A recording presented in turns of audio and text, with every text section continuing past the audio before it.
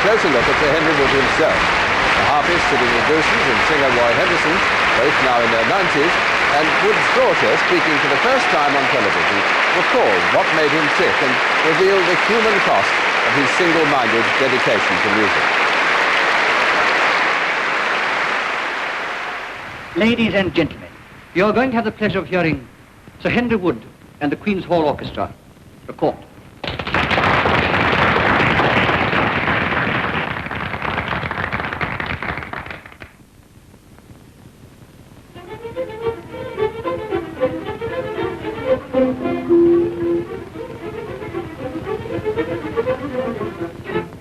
Sir Henry Wood may not be ranked among the world's greatest conductors, but he remains one of the truly great figures in British music this century.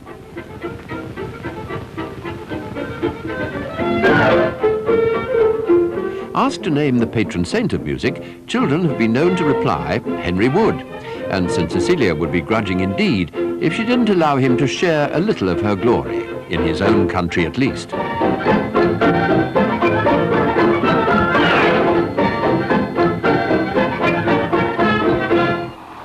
At the Royal Academy of Music in 1944, Sir Henry was honoured with a celebration for his 75th birthday and for the first 50 years of his promenade concerts.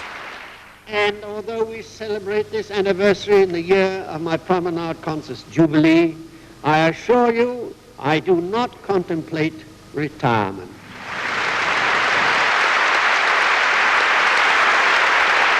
And I hope to wag the stick until the inevitable claims this old timber.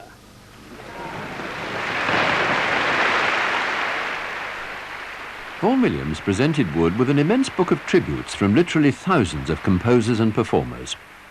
There was scarcely a musician alive whose name didn't appear in its pages. In the words of one, Henry Wood was the godfather of them all. Elizabeth Lutyens composed a woodwind fanfare that was cunningly devised to be played both upside down and the right way up, punningly entitled For Wood. It's performed for the first time for this film by students from the Royal Academy.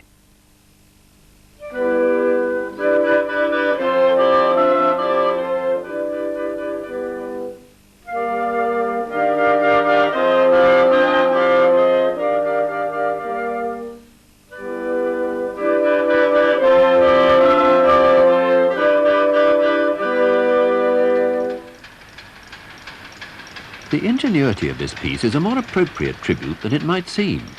Wood's father, also Henry J. Wood, designed meticulously detailed model steam engines. His only son, Henry, shared a fascination with models and gadgets, and he was to show the same craftsman's talent for putting things together and making them work when he later redesigned the mechanism of British orchestral life.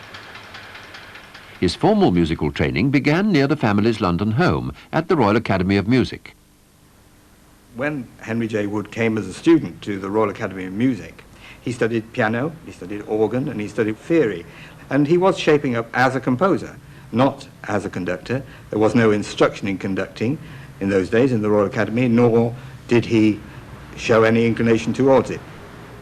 But the year after he left the Academy, a travelling opera company responded to an advertisement he'd placed in the stage and engaged him as their conductor. He was still only 20. The novice conductor was to spend most of the next 5 years on the road.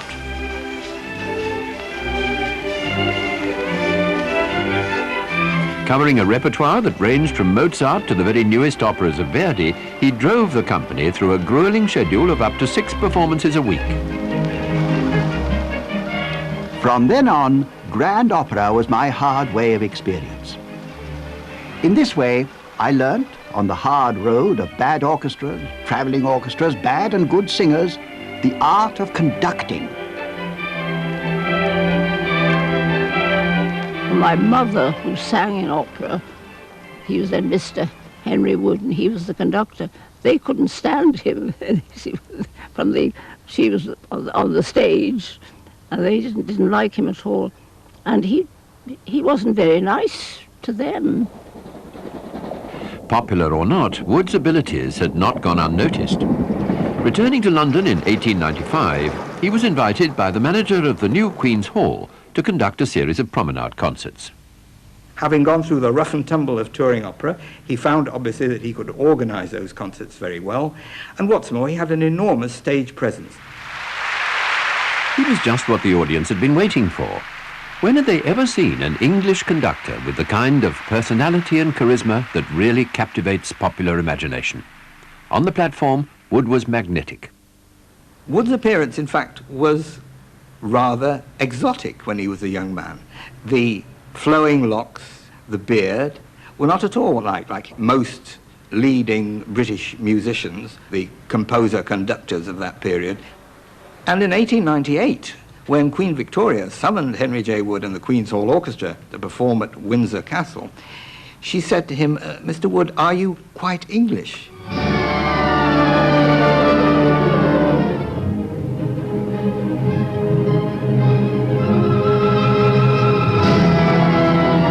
Did the promenade concerts make Henry J. Wood, or did Henry J. Wood make the promenade concerts? Well, the answer is both, because it was his great opportunity, and he made the concerts stick. He became an exciting phenomenon. He was the first British career conductor. He latched onto the two main new or newish composers of the time, Wagner and Tchaikovsky. This was the first Englishman who could persuade an audience, gosh, this is the way to do it. He went through all the music ever written, I should think. Popular music and serious, classics, opera, everything. And he knew it, knew his scores. He would never bring you in on the wrong beat, and he would soon know who is wrong. He knew his scores inside out. Conducting a different program every night, Wood needed to be in command of a large repertoire. Just as important, his Queen's Hall Orchestra had to be organised with meticulous efficiency. He was a master of the orchestra in a dozen different ways. Firstly, it would start with the way he marked the parts and his scores, with very heavy directions for exactly how he wanted it played. This he needed to do because he had very limited rehearsal time. At the beginning, indeed, only 3 rehearsals of 3 hours each for the whole of the 6 proms of the week. He had the most colossal strength to do that. He just, well, some did say he butchered his way through things, which is a bit cruel, but that gives you the idea of the sort of endurance and the determination. The essential tools of a conductor's trade are clearly laid out in his book about conducting. A conductor must have a complete general knowledge of music. He must have a more than slight acquaintance with every instrument of the orchestra. He must play the piano well. He must have an impeccably sensitive ear, as well as rhythmic and interpretive sense. He must be unafraid of the art of gesture. He must be a perfect sight reader and sound musician. He must study the art of singing. He must have a good physique, a good temper, and a strong sense of discipline. The conductor's life should be one of self-discipline first and last.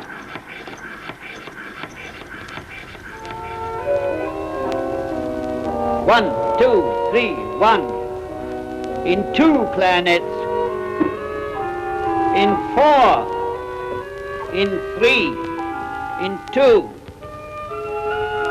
In 3. 1, 2. 1. Half.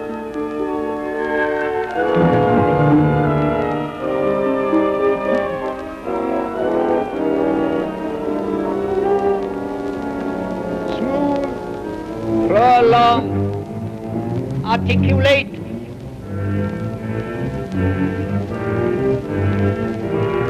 No other conductor that I know could have done it. They would have been all at sea.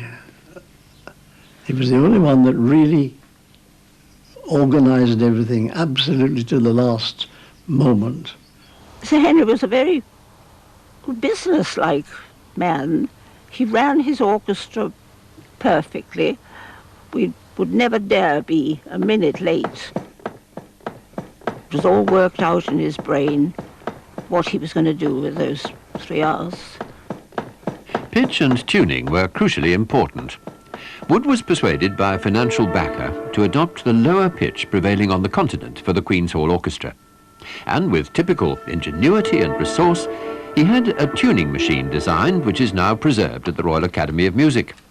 It was intended to make sure that the players all kept to the new A.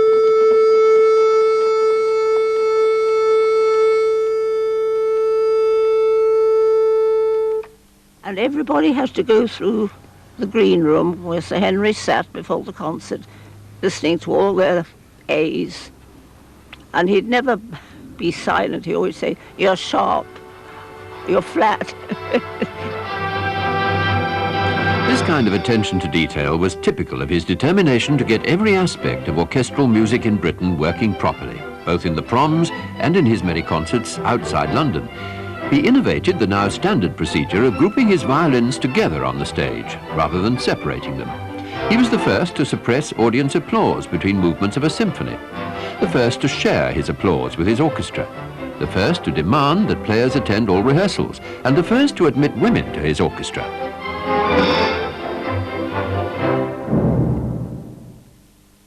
He was a first-class, a marvellous orchestral trainer. And his attachment to the sheer task of training is best shown by his attachment to the Royal Academy of Music. In 1923, he came back to the Royal Academy, his old school, and became the conductor of their first orchestra, their main orchestra. And for 20 years, the first thing he wrote into his diary was the commitment to those 3 hours on Wednesday and Friday afternoons. It was a highlight of the Academy's week. His whole object in life, I'm quite sure, was to train these youngsters ready for the orchestras. And we see it today, don't we? I mean, see, we've got 5 orchestras in London, and they've all recruited gradually from that training, Royal Academy. And he loved the Royal Academy. Last night I fell asleep, there came a dream so fair. But his passion for training didn't stop with orchestral music. All through his life, he made time to give singing lessons. He wrote a work called The Gentle Art of Singing. I looked through it, and it seemed to be so full of exercises, which it seemed to me take about a week to do once through. And there was also a wonderful arrangement for students. They had to get up at a certain time in the morning. Everything was to the hour or to the 10 minutes or so. Half an hour's physical exercise. Walk in all weathers. Paperwork, transposing your songs, arias and exercises. Writing out the words of all your songs and arias. Making your own literal translations of all foreign songs and arias. Breathing exercises. Vocal exercises. Rest voice. Work mentally at your vocal exercises. Do not hum or sing. Vocal exercises. Rest. Practice the pianoforte. Ear training exercises. Interval training exercises. Rest and walk for 1 hour. Memorize words and notes of tomorrow's work. Study languages, phonology, phonetics, and read all the standard poetical works. Vocal exercises. Read and study musical history. Rest. Practice the pianoforte and look over the words and music of any work you may be going to hear this week. On 3 nights a week, if possible, attend the performance of an opera, an oratorio, a chamber music concert, or a vocal recital. In bed every night at 10 o'clock, when not out at a concert. If you were going to be an artist, right, you concentrated on being an artist. And nothing else should come between it. And of course, neither Avron or I could quite come up to those standards in whatever we were doing. He could not sit in the same room and watch a woman knit, given the willies. All those things were a waste of time, which should have been concentrated on your art. That was it. And yet he used his painting as a hobby. that seemed to be all right. You could have your art and a hobby. But that was all.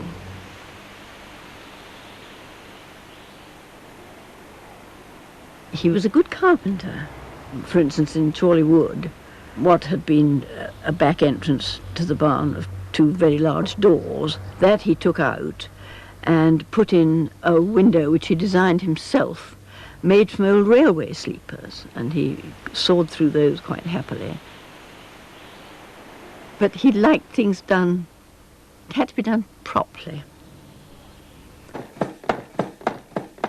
He liked other people to do things properly as well. There were dire consequences for anyone who let him down.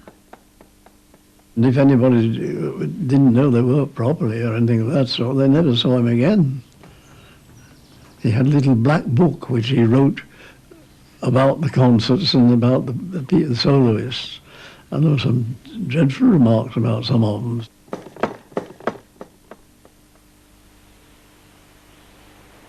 He seemed to think that it would upset his attitude to his music if he had things that upset him or worried him. So he just managed to ignore them totally. He wasn't going to be upset. He would never be asked a single problem. It was perhaps inevitable then that Wood found it particularly difficult to resolve the increasing tension in his marriage to Muriel Greatrex. She absolutely doted on him. She absolutely adored him. And she tried to do the very best, and she ran his business in a first-class way. But in the end, he wanted, I don't know, more of just a sort of snuggly home somewhere. In the mid-1930s, his relationship with Muriel reached a point of crisis when Wood re-met a former singing student, Jessie Goldsack. And then he said, "Would you come and look after me?" Oh, no. I want to go back to my profession. And he told me he decided to leave my mother, and that he was going to live with Jessie. And that he hoped I would join them and we'd all live in Ellsworthy Road. And I just said, well, I was very, very surprised that he should ask his unmarried daughter to live under those conditions with him, purely and simply to make it look all right with people, and I was sorry I was unable to do that.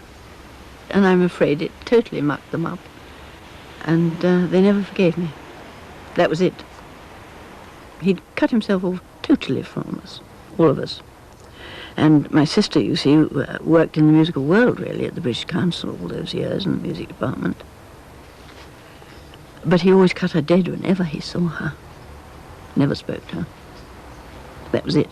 He just cut the whole thing dead. Henry and Jessie never married, but they lived together in great happiness for 10 years, until 1944. By then, Wood was becoming increasingly ill. His beloved Queen's Hall had already been destroyed in an air raid. The Proms were now being broadcast from Bedford. It was there, on July the 28th, that Wood conducted what was to be his last concert. The programme included a work particularly close to him, Beethoven's 7th Symphony. He had trouble with the orchestra that morning. They were rebellious. They didn't like the tensions of being evacuated. They had a heavy schedule, not only Henry Wood's schedule, to cope with. And Jessie Wood wrote in her diary, "Poor old Henry, coming over the bridge, he said he intended making them play Beethoven's 7 as never before. He did. A wonderful performance, but at what a cost. He was whacked." And then a postscript. "They killed my dear Hen."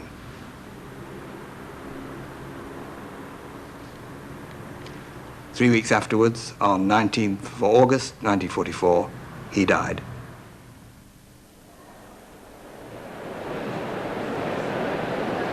Welcome back to the Royal Albert Hall for the second part of tonight's prom, dedicated to the memory of the man who gave the proms their unique character and conducted most of them for nearly 50 years, Sir Henry Wood.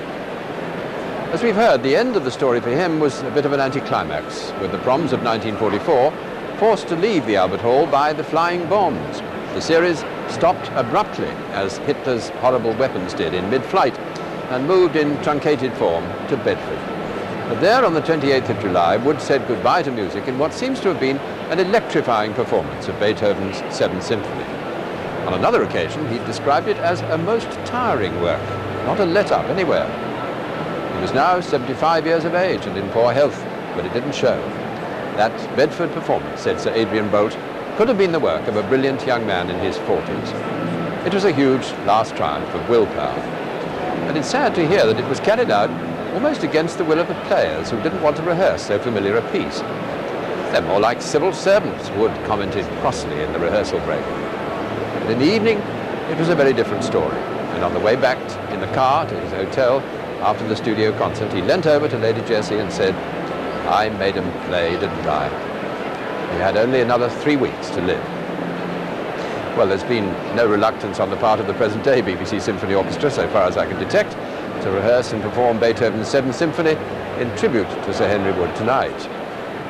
Indeed, there's a fascinating and very direct link with Sir Henry in amongst the instruments on the platform this evening. The timps, being played by John Chimes, principal timpanist of the BBC Symphony Orchestra, are indeed the very ones used by Wood's Queen's Hall Orchestra. They were in use from the late 1920s until at least the late 50s, and those very instruments have played for Toscanini, Kusevitsky, Richard Strauss, Bruno Walter, Schoenberg, Elgar, and many others, as well as Henry Wood himself. Timpani languished in disrepair for some years until John restored them, and tonight we'll be able to hear their magnificent sound in the very important timpani part of Beethoven's Seventh Symphony.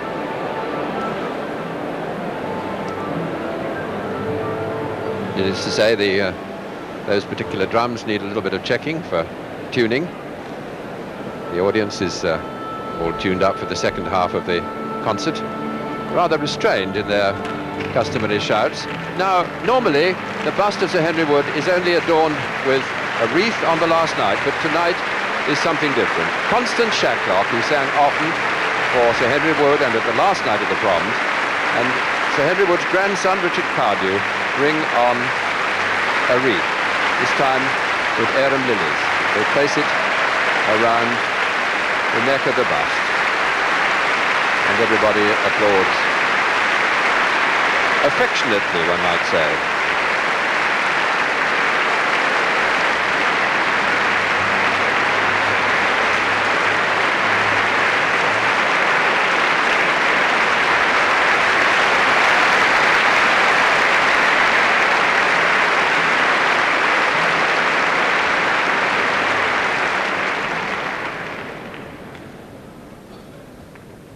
In the old days, there was no separate entrance for the leader of an orchestra. He was just known as the principal violin, but he does get around tonight. Michael Davis.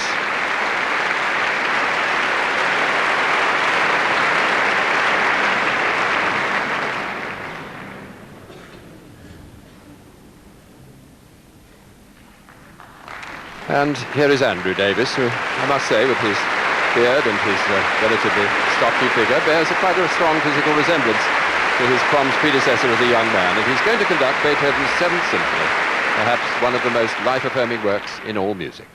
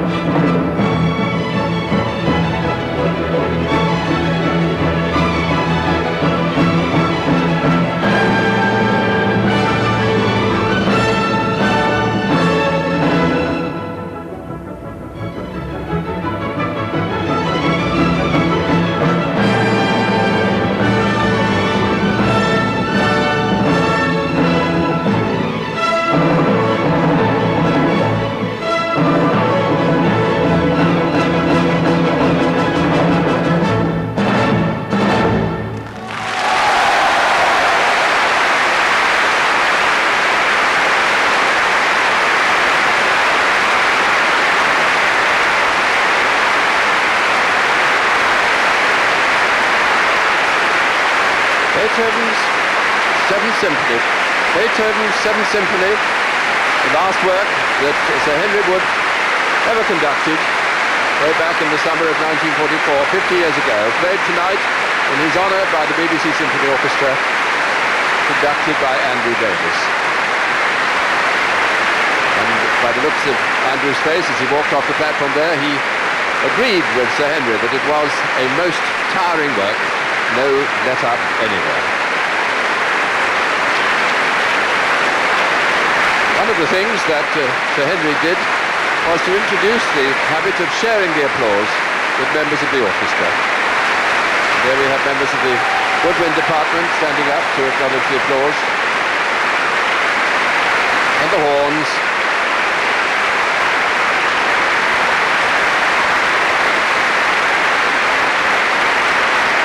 All the winds together. And the timpanist, John Chimes, who's lovingly restored instruments that were used in Sir Henry's day and used them tonight in this performance. This is something that I remember Henry Wood doing, particularly the last night of the Proms, going around shaking hands with the leaders of the various departments. And we've already seen one of the customs of the last night, the chaplet adorning the bust, and I suspect that we may possibly see another last night tradition in a moment. But perhaps not quite yet.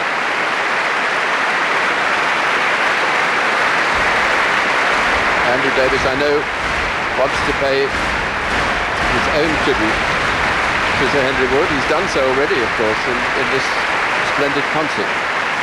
But it isn't over yet.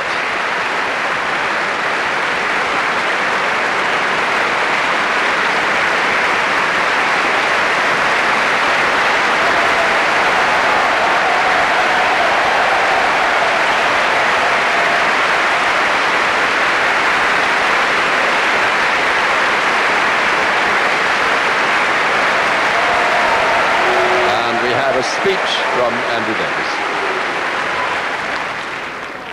Ladies and gentlemen, I knew there'd be somebody here.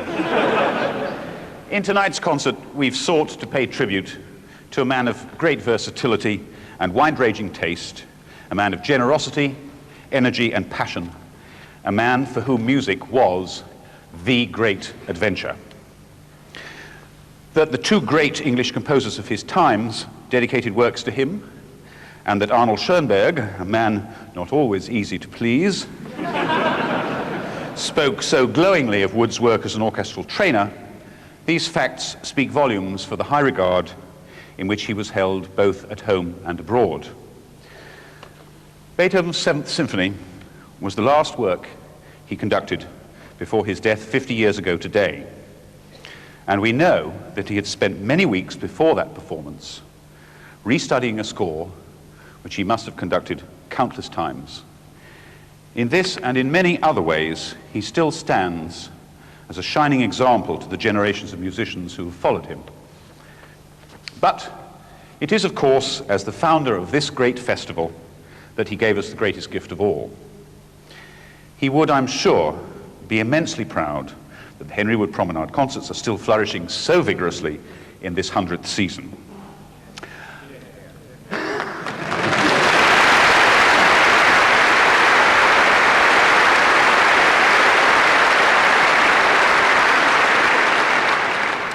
And so, as our way of saying a most deeply felt thank you to this remarkable man, we would like to conclude this evening by showing off another of his many talents, that of orchestrator. Here, in his very best grand manner, is Sir Henry's recreation of Rachmaninov's C-sharp minor Prelude.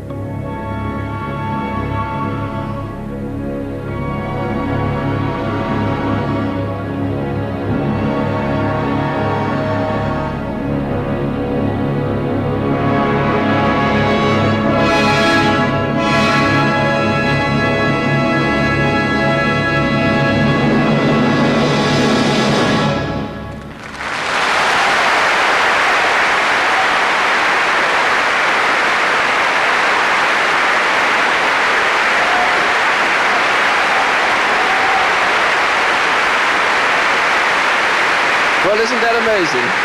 It proves that Leopold Stokowski didn't have things all his own way when it came to massive orchestral transcriptions.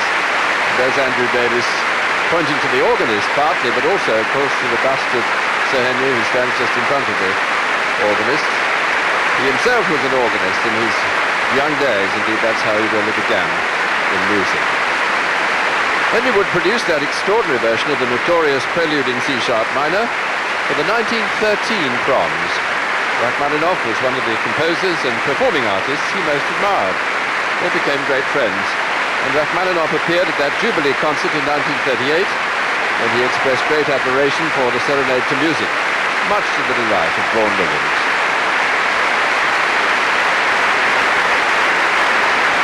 And that's almost all for this evening, except to mention that tomorrow night's prom on Radio 3 features Carlo Maria Giulini and the European Community Youth Orchestra. They'll be playing an all Brahms program, and you'll be able to hear and see their performance of Brahms' Fourth Symphony at 10 o'clock next Thursday on BBC One. Meanwhile, as you can hear, in the Royal Albert Hall, the applause is going on for the BBC Symphony Orchestra and Andrew Davis after this very heartwarming concert. Sir Henry Wood's relations with the BBC weren't always entirely happy, but he did realise at an early stage what the corporation could do for his cherished dream of bringing great music to the greatest possible number of people. I do hope that if he was with us tonight, he would have felt that we're on the right lines. From the Royal Albert Hall, good night to you.